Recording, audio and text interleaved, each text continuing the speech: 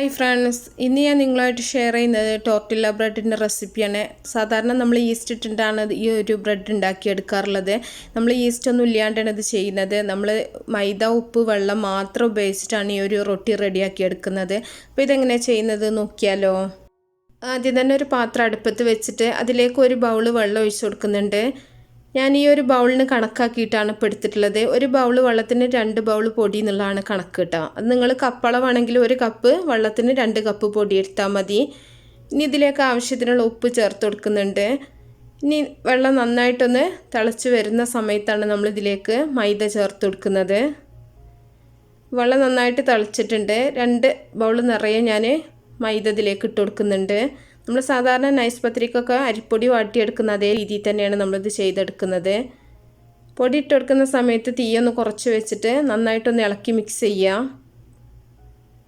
നല്ലപോലെ തന്നെ ഇളക്കി മിക്സ് ചെയ്തിട്ട് നമുക്ക് തീ ഓഫാക്കിയാൽ മതി. നമ്മൾ പൊടി വാട്ടുന്ന പത്തിരിക്കൊക്കെ പൊടി വാട്ടുന്ന സമയത്ത് നമ്മൾ അരിപ്പൊടിയാണ് ചേർക്കുക. ഇത് നമ്മൾ മൈദയാണ് ചേർക്കുക. അത്രേ മാത്രമേ വ്യത്യാസമുള്ളൂ. അപ്പോൾ നല്ല പോലെ തന്നെ മിക്സ് ചെയ്തിട്ടുണ്ട്. നമ്മൾ വെള്ളം കണക്കാക്കിയിട്ട് എടുക്കുകയാണെന്നുണ്ടെങ്കിൽ കറക്റ്റായിട്ട് തന്നെ നമുക്ക് കിട്ടും. വെള്ളം കൂടിപ്പോയാലും കുറഞ്ഞു പോയാലും നമുക്ക് ആ ഒരു പാകം കിട്ടാതാവും കേട്ടോ. അപ്പോൾ അതൊന്ന് ശ്രദ്ധിക്കുക. ഇനി നമുക്ക് ചൂടാറാനായിട്ട് ഒരു പരന്ന പാത്രത്തിലേക്ക് ഇട്ട് കൊടുക്കുക. നമുക്ക് കൈ കൊണ്ട് പിടിക്കാനുള്ള ഒരു പാകമാകുന്ന സമയത്ത് നമുക്ക് നന്നായിട്ടൊന്ന് കുഴച്ചെടുക്കുക.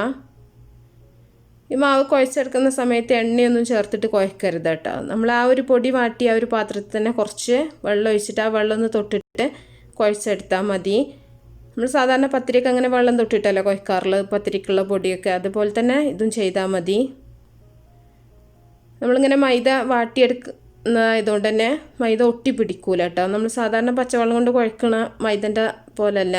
ഇങ്ങനെ വേവിച്ചെടുക്കുമ്പോൾ തീരെ ഒട്ടിപ്പിടിക്കൂല, എവിടെ ഒട്ടിപ്പിടിക്കൂല. പരത്തിയെടുക്കുന്ന സമയത്താണെങ്കിലൊക്കെ വളരെ ഈസിയാണ്.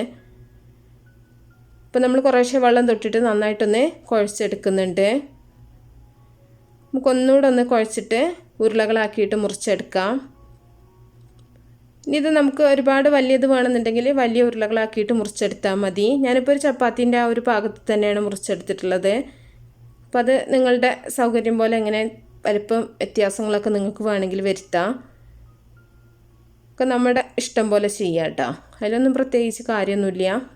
ഷവർമ്മയൊക്കെ ഉണ്ടാക്കുന്നവരാണെങ്കിൽ കുറച്ചും കൂടെ വലിയ റൊട്ടിയാക്കിയിട്ടൊക്കെ നിങ്ങൾക്ക് പരത്തിയെടുക്കാൻ പറ്റും. സാധാരണ നമ്മൾ കറിയൊക്കെ ഒഴിച്ചിട്ടാണ് കഴിക്കുന്നതെന്നുണ്ടെങ്കിൽ ചപ്പാത്തിയുടെ ഒരു വലിപ്പം മതിയാവും. അപ്പോൾ നമ്മളെല്ലാം ഇവിടെ ഒന്ന് ഉരുട്ടി വെച്ചിട്ടുണ്ട്. ഇനി നമുക്ക് ഈ ഓരോ ഉരുളകളും എടുത്തിട്ട് ഒന്ന് ചപ്പാത്തി പ്രസ്സിലിട്ടിട്ടൊന്ന് പരത്തിയിട്ട് എടുക്കുകയാണെന്നുണ്ടെങ്കിൽ കുറച്ചും കൂടെ നമുക്ക് പരത്തിയെടുക്കാൻ ഈസി ആയിരിക്കും. നമ്മുടെ പണി തന്നെ വളരെ എളുപ്പത്തിൽ കഴിയും കേട്ടോ. അപ്പോൾ എല്ലാം ഇതുപോലെ ഞാനൊന്ന് ചപ്പാത്തി പ്രസ്സിലിട്ടിട്ടൊന്ന് പരത്തിയെടുക്കുന്നുണ്ട്. ഈ ഒരു സൈസിൽ മാത്രം പരത്തിയെടുക്കുന്നുണ്ട്. ബാക്കി നമ്മൾ സാധാരണ ചപ്പാത്തി പരത്തുന്ന പോലെ പലകയിലിട്ടിട്ട് നമുക്കൊന്ന് പരത്തിയെടുക്കാം. കുറച്ച് മൈദ ഇട്ട് കൊടുത്തിട്ട് നമുക്ക് ആദ്യം പരത്തി വെച്ചിട്ടുള്ള ഓരോ റൊട്ടിയും എടുത്തിട്ട് നന്നായിട്ടൊന്ന് പരത്തിയെടുക്കാം. ചപ്പാത്തിൻ്റെ ആ ഒരു കനത്തിൽ തന്നെയാണ് നമ്മൾ പരത്തിയെടുക്കുന്നത്. ഒരുപാട് കട്ടി കൂട്ടിയിട്ട് പരത്തിയെടുക്കേണ്ട ആവശ്യമില്ല കേട്ടോ. അപ്പോൾ നമുക്കെല്ലാം ഇതുപോലെ ഒന്ന് പരത്തിയെടുക്കാം. അപ്പോൾ നമുക്ക് ഈ ഓണൊക്കെ സമയത്ത് നിങ്ങൾ വിചാരിക്കും ഈ റൊട്ടിയുടെ റെസിപ്പിയൊക്കെയാണോ ഉള്ളത് എന്നുള്ളത്. അപ്പോൾ നമുക്കിവിടെ എല്ലാ വെജിറ്റബിൾസും ഒന്നും നല്ലതായിട്ട് കിട്ടണില്ല കേട്ടോ. അതുകൊണ്ടാണ് ഓണത്തിന് വേണ്ടി സദ്യയായിട്ടൊന്നും കാണിക്കാത്തത്. പിന്നെ പായസങ്ങളുടെ റെസിപ്പിയൊക്കെ ഞാൻ നേരത്തെ ഒരുപാട് അപ്ലോഡ് ചെയ്തിട്ടുണ്ട്. അപ്പോൾ കാണാത്തവരുണ്ടെങ്കിൽ കണ്ടു നോക്കുക. അതുപോലെ മോരുകറിയുടെ റെസിപ്പി ഒക്കെ ചെയ്തിട്ടുണ്ട്.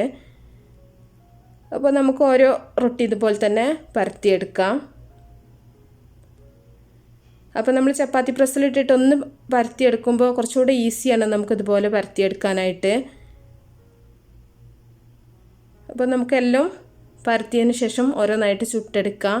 ഇനി നിങ്ങൾക്ക് പരത്തുന്ന സമയത്ത് തന്നെ ഓരോന്നായിട്ട് ചുട്ടെടുക്കണമെങ്കിൽ കുറച്ചും കൂടെ ഈസിയാണ്.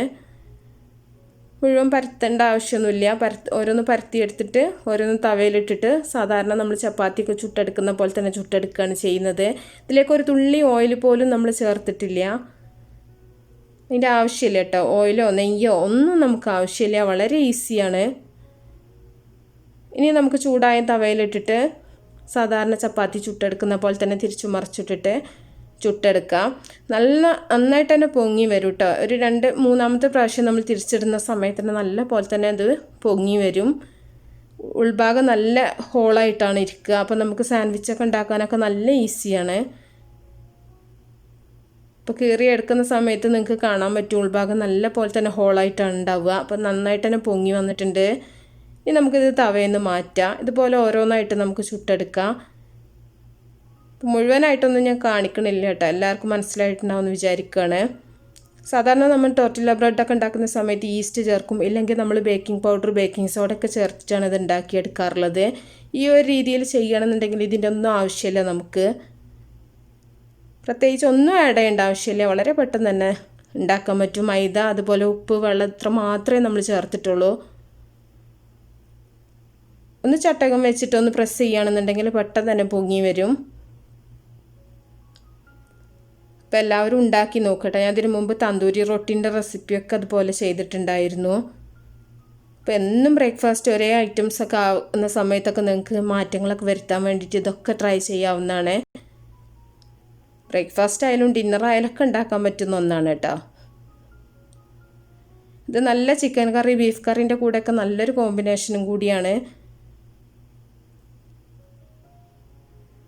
അപ്പം നമുക്കെല്ലാം ഇതുപോലെ തന്നെ ചുട്ടെടുക്കാം. അപ്പോൾ എല്ലാവരും ഒരു പ്രാവശ്യമെങ്കിലൊക്കെ നിങ്ങൾ വീട്ടിലൊന്ന് ട്രൈ ചെയ്ത് നോക്കുക. അപ്പോൾ നിങ്ങൾ ഉണ്ടാക്കി നോക്കുന്ന സമയത്ത് നിങ്ങളുടെ അഭിപ്രായങ്ങളൊക്കെ അറിയിക്കുക. അതുപോലെ എല്ലാ റെസിപ്പിയും അതുപോലെ തന്നെ നിങ്ങൾക്ക് ഇഷ്ടപ്പെടുകയാണെന്നുണ്ടെങ്കിൽ നിങ്ങൾ ഷെയർ ചെയ്ത് കൊടുക്കാൻ മറക്കരുത് കേട്ടോ. അപ്പോൾ നമ്മളെല്ലാം ഇവിടെ ചുട്ട് വെച്ചിട്ടുണ്ട്. നല്ല സോഫ്റ്റ് ആയിട്ടുള്ള നല്ല റൊട്ടിയാണ്. ഇതിൻ്റെ ഉൾഭാഗം നിങ്ങൾക്ക് കാണാൻ പറ്റുന്നുണ്ടാവും, നല്ല ലെയറായിട്ടാണ് ഇരിക്കുന്നത്. അതുകൊണ്ട് തന്നെ നമുക്ക് സാൻഡ്വിച്ചൊക്കെ റെഡിയാക്കി എടുക്കാൻ നല്ല ഈസിയാണ്. അപ്പോൾ ഇന്നത്തെ റെസിപ്പി എല്ലാവർക്കും ഇഷ്ടമായിട്ടുണ്ടാവും എന്ന് വിചാരിക്കുകയാണ്. അപ്പോൾ നിങ്ങൾ ഇഷ്ടപ്പെട്ട തീർച്ചയായിട്ടും ലൈക്ക് ചെയ്യാൻ മറക്കരുത്. അതുപോലെ സബ്സ്ക്രൈബ് ചെയ്യുന്ന സമയത്ത് കൂടെയുള്ള ബെല്ലൈക്കണും കൂടെ ഒന്ന് ക്ലിക്ക് ചെയ്യുക കേട്ടോ. അതിൽ ഓൾ എന്നുള്ള ഒരു ഇതാണ് നിങ്ങൾ പ്രസ് ചെയ്യേണ്ടത്. എന്നാലേ എല്ലാ റെസിപ്പീസിൻ്റെ ഒരു നോട്ടിഫിക്കേഷൻ നിങ്ങൾക്ക് കിട്ടുള്ളൂ. അപ്പോൾ നല്ല നല്ല റെസിപ്പികളൊക്കെ ആയിട്ട് ഇൻഷാ അല്ലാഹ് നമുക്ക് അടുത്തൊരു വീഡിയോയിൽ കാണാം. ഓക്കേ.